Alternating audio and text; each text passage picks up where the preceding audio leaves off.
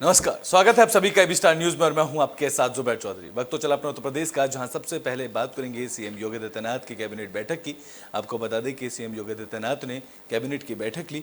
इस दौरान उन्होंने बैठक में 19 प्रस्तावों पर मोहर लगी है। तो यूपी में सीएम योगी आदित्यनाथ की अगुवाई में शुक्रवार को कैबिनेट की बैठक हुई। इसमें 19 प्रस्तावों पर मोहर लगाई गई है और इनमें से 5 निजी विश्वविद्यालयों को मंजूरी के साथ साथ बुनकरों को तोहफे और द केरला स्टोरी को टैक्स फ्री किए जाने के कैबिनेट में प्रस्ताव पर शामिल हुए। बता दें कि उच्च शिक्षा विभाग के 5 और पर्यटन विभाग के 2, इसके साथ साथ औद्योगिक विकास के 3 और कृषि विभाग में 2 और साथ साथ खाद्य विभाग के 1 और वित्त विभाग में और संस्कृति विभाग की तरफ से कई प्रस्ताव पास किए गए। तो वहीं उत्तर प्रदेश के निजी विश्वविद्यालय अधिनियम 2019 के अंतर्गत निधि क्षेत्र में महर्षि महेश योगी रामायण विश्वविद्यालय अयोध्या की स्थापना के लिए आशय पत्र निर्गत किए जाने के संबंध में प्रस्ताव पास किए गए। बता दें कि मथुरा में पर्यटन विकास संबंधित कार्य कराए जाने के लिए मथुरा वृंदावन विकास प्राधिकरण को कार्यदायी संस्था नामित किए जाने के साथ साथ इस संबंध में भी एक प्रस्ताव पास किया गया। साथ ही मुख्यमंत्री की तरफ से पर्यटन विकास सहभागिता योजना की निधि निर्धारण के संबंध में भी प्रस्ताव पास किया गया है। तो इस कैबिनेट बैठक में 19 प्रस्तावों पर मोहर लगाई गई है।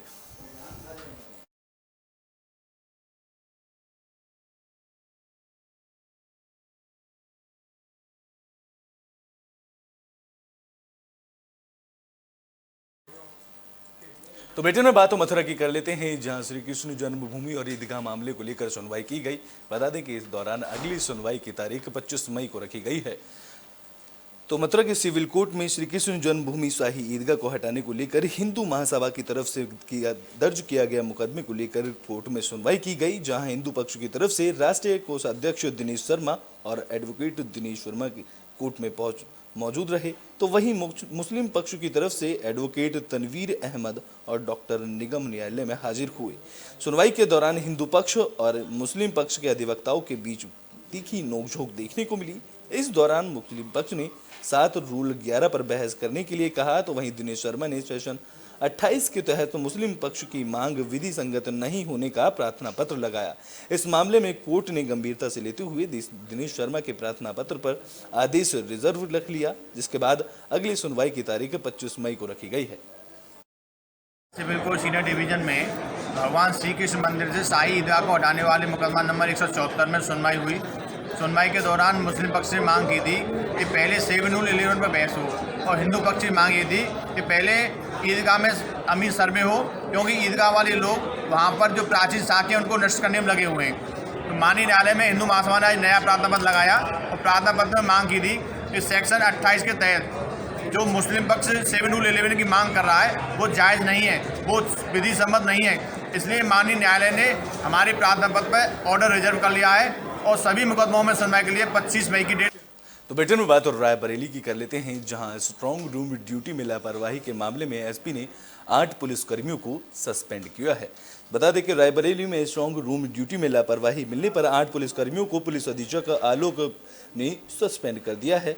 जहां अपर पुलिस अधीक्षक के निरीक्षण के समय पहले पॉइंट ड्यूटी पर 8 पुलिसकर्मियों को लापरवाही बरतने पर छोड़ा गया था, तो वहीं 10 तारीख को स्ट्रांग रूम के आउटर पॉइंट पर निरीक्षण के दौरान लापरवाही मिली, जिसके बाद पुलिस अधीक्षक आलोक की तरफ से 8 पुलिसकर्मियों को सस्पेंड कर दिया गया है। बता दें कि पुलिसकर्मी अलग अलग थानों में तैनात थे, जहां पुलिसकर्मियों के यहाँ पर ड्यूटी लगाई गई थी। बता दें कि इस दौरान राज्य के औद्योगिक प्रशिक्षण संस्थान में स्ट्रांग रूम बनाया गया, जहां पर ईवीएम की मशीनें और बैलेट पेपर की मशीन को डिब्बे रखे हुए थे और इनकी सुरक्षा के लिए पुलिसकर्मियों की कड़ी सुरक्षा के बीच उनको रखा गया पाया गया था, जिसके बीच लापरवाही मिलने पर 8 पुलिसकर्मियों को सस्पेंड कर दिया गया है।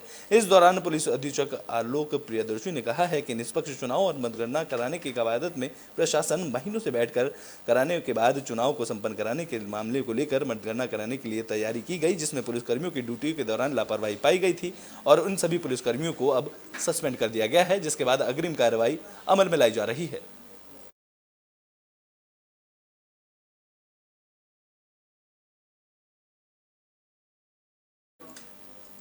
तो ब्रिटेन में बात सहारनपुर की कर लेते हैं, जहां छात्रों की तरफ से कॉलेज प्रबंधन के खिलाफ धरना प्रदर्शन किया जा रहा था, तो वहीं पुलिस ने छात्रों को समझा बुझाकर धरने को समाप्त किया है।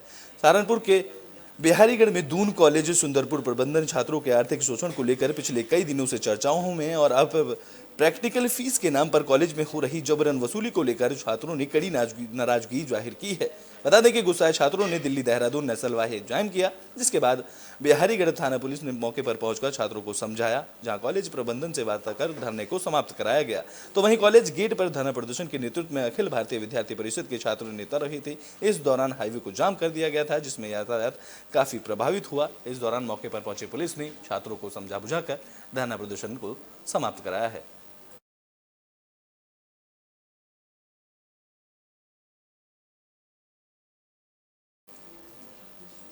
तो ब्रिटेन में बात देवरिया की कर लेते हैं, जहां शादी समारोह में हर्ष फायरिंग का मामला सामने आया है। बता दें कि हर्ष फायरिंग का वीडियो सोशल मीडिया पर जमकर वायरल किया जा रहा है।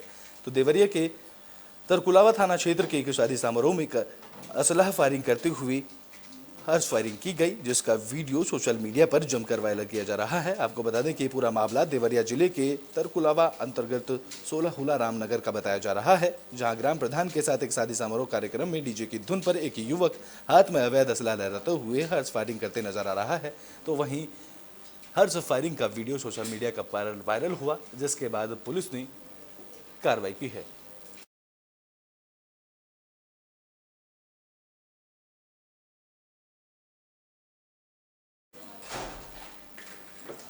तो ब्रिटेन में बात बिजनौर की कर लेते हैं, जहां कांग्रेस के जिलाध्यक्ष को लखनऊ से गिरफ्तार किया गया है। बता देते हैं उन पर चुनाव के दौरान बीजेपी कार्यकर्ताओं के साथ मारपीट का आरोप लगा था।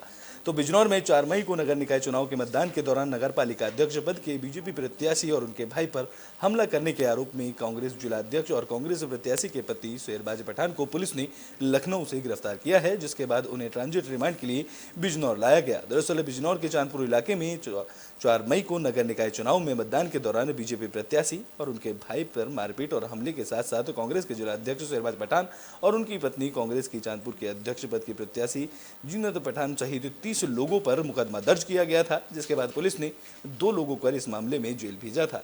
अब इस मामले में शेरबाज सहित बाकी लोग फरार चल रहे थे, जिसके बाद पुलिस ने तलाश कर शेरबाज को गिरफ्तार किया है, जिसके बाद उन्हें बिजनौर लाया गया।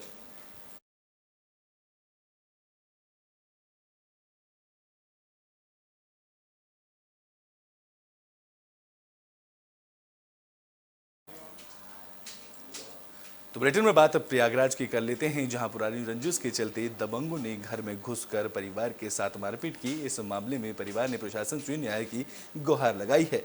तो प्रयागराज के फूलपुर कोतवाली क्षेत्र के हरिपुर बसना गांव में दबंग युवक आदित्य उर्फ राहुल ने अपने साथियों के साथ मिलकर पीड़ित के घर घुसकर मारपीट की है।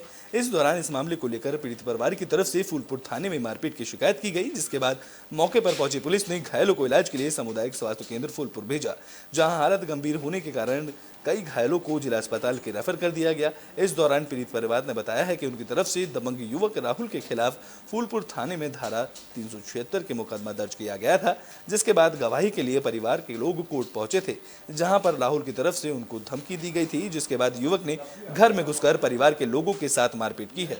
तो वहीं उन्होंने पुलिस प्रशासन के ऊपर भी गंभीर आरोप लगाए हैं और सरकार से न्याय की गुहार लगाई है। हमारे घर मारपीट हुई। कौन मारपीट किया था? आदित्य, सचिन, अनिल, प्रेमचंद, चंदमणि। किस बात को लेके विवाद हुआ था? पुरानी बात को।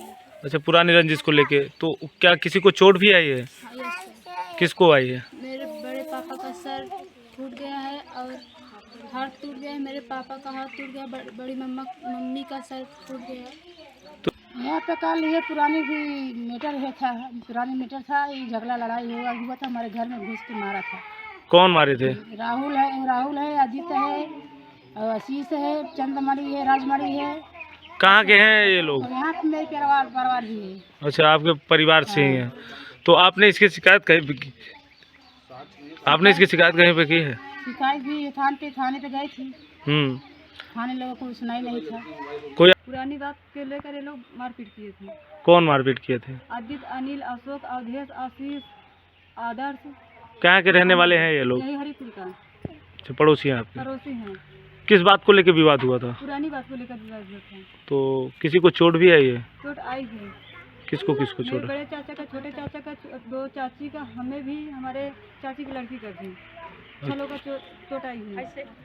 तो रंजिश थोड़ा बहुत खेत की यारी, अब पड़ोसी हैं तो कुछ में इधर उधर बच्चन के बारे में होता ही रहा था।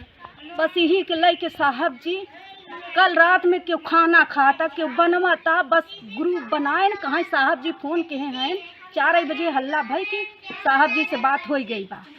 कौन साहब जी? थाने के साहब जी हुई और कौन साहब तो कहते हैं, साहब का नाम तो नहीं लेते हैं। अच्छा, साहब जी से बात हो गई बाकी दिन में नहीं रात में। ओकरे बाद साहब जी रात में सब हमरे खिया तो खाना खाई बैठा है और ओकरे बाद ये लोग लाठी लेके 2-1 शब्द बोले हैं, ओकरे बाद टूट पड़े हैं, जान ला कि टूट के लागे न। तो बुलेटिन में बात फिरोजाबाद की कर लेते हैं, जहां नर्सिंग डे पर एएनएम के साथ मारपीट का मामला सामने आया है, जिसके बाद एएम ने दबंगों पर छेड़छाड़ का आरोप भी लगाया है। बता दें कि फिरोजाबाद में नर्सिंग डे पर एएनएम के साथ अश्लील हरकत और मारपीट का मामला सामने आया है, जिसके बाद घायल युवती को अस्पताल में भर्ती कराया गया। बता दें कि सारा मामला थाना सिकोहाबाद क्षेत्र के गांव मड़ई का बताया जा रहा है, जहां युवती और सीएचसी में एएनएम के पद पर तैनात है। इस दौरान पीड़िता ने दबंगों पर अश्लील हरकत करने का आरोप भी लगाया है। साथ ही मारपीट करने के बाद सरकार से न्याय की गुहार लगाई है। मेरे साथ ये घटना हुई, मैं अपने घर से पेपर लेने गई दुकान पे, मैं ड्यूटी के लिए जा रही थी तैयार हूँ, इतने में उसने मुझे वही खींच लिया, पकड़ के मुझे डाल दिया, चेस्ट पे हाथ डाल दिए और बट्टा अलग खींच दिया मेरा, वो मार पिटाई कर दी, थप्पड़ मारे, वही पे घूसा लाद जैसा मारे, सब दर्द हो रहा मेरे साथ ये घटना हुई, मैं अपने घर से पेपर लेने। तो बुलेटिन में बात झांसी की कर लेते हैं, जहां एक कार और बाइक पुल से नीचे नदी में जा गिरी। उस हादसे में एक युवक की मौत हुई है। तो झांसी के मोड़ थाना क्षेत्र में एक सड़क हादसे में युवक की मौत का मामला सामने आया है, जहां बेतवा नदी पर स्थित खरिया घाट पर उस समय भगदड़ मच गई, जब तेज रफ्तार कार ने बाइक में टक्कर मार दी। जहां टक्कर लगते ही बाइक सवार 3 युवक बाइक समेत पुल के नीचे बेतवा नदी में गिर गए। टक्कर लगने से कार का भी संतुलन बिगड़ गया, जिसके पीछे हटकर कार के बाइक के ऊपर नदी में गिर गई। कार के नीचे दबने से एक बाइक सवार युवक की मौके पर ही मौत हो गई, जबकि 2 युवक गंभीर रूप से घायल हो गए, जिन्हें अस्पताल में भर्ती कराया गया। बता दें कि इस दौरान सूचना पर पहुंची पुलिस ने युवक के शव को पोस्टमार्टम के लिए भेजकर घायलों को मेडिकल कॉलेज रेफर किया है। हम लोग नहा धो के निकल रहे थे, यहाँ पर एक फोर व्हीलर आई, इतनी स्पीड में थी कि हम लोग एक गाड़ी निकल गई थी, एक पैशन प्रो थी, एक थी डीलक्स, तो डीलक्स में उसने जट दी, नदी में गिर गई गाड़ी।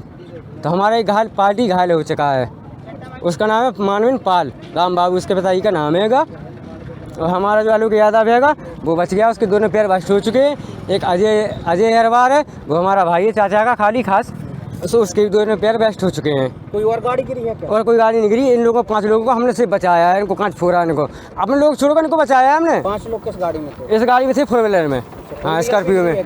तो बुलेटिन में बात अमरोहा की कर लेते हैं, जहां गैस सिलेंडर लीकेज होने से ब्लास्ट हुआ और इस हादसे में 4 लोग गंभीर रूप से झुलस गए हैं। तो अमरोहा में गैस सिलेंडर लीक होने का मामला सामने आया है।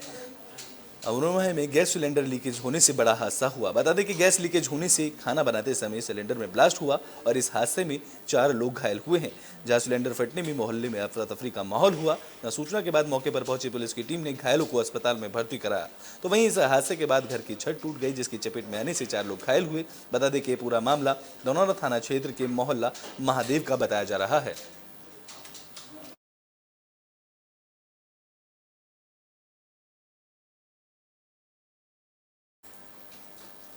तो बुलेटिन की आखिरी बात मथुरा की कर लेते हैं, जहां शॉर्ट सर्किट के चलते आग लगी और इस आग लगने से व्यापारियों में रोष है। तो मथुरा के थाना कोतवाली क्षेत्र धूली प्याऊ क्षेत्र में वेद नाम की दुकान में शॉर्ट सर्किट के चलते आग लग गई, जिसके बाद सूचना पर पहुंची दमकल विभाग की टीम ने कड़ी मशक्कत के बाद आग पर काबू पाया। तो वहीं दमकल विभाग की गाड़ी देर से पहुंचने पर व्यापारियों में रोष देखने को मिला। बता दें कि इस दौरान आग बुझाने के प्रयास में 2 लोगों के हाथ झुलस गए, जिन्हें उपचार के लिए अस्पताल में भर्ती कराया गया। बहुत समय हो गया। तो कैसे आग लगी है? शॉर्ट सर्किट से लगी है। अच्छा, काफी देर से फायर ब्रिगेड नहीं आई है और आग ने बिगड़ा लूप लगा। क्या कहेंगे इसको लेकर? प्रशासन की लापरवाही। ये श्री नारायण औषधालय है और आयुर्वेदिक दवाएं यहाँ बिकती हैं। इसमें आग लग गई थी ग्राउंड फ्लोर पर। इसका डबल शटर का गेट है और चूंकि हीट हो गया था ज़्यादा, तो इसलिए एक शटर खुला है और एक शटर खोलने के बाद आग को पूर्ण रूप से बुझा दिया। हमारे 2 फायर टैंकर घटनास्थल पर आए, जिसको आग को पूरी तरह से बुझा। तो यूपी के बुलेटिन अपने उत्तर प्रदेश में अभी के लिए बस इतना ही। देश और दुनिया की तमाम खबरों के लिए देखते रहें एबी स्टार न्यूज़।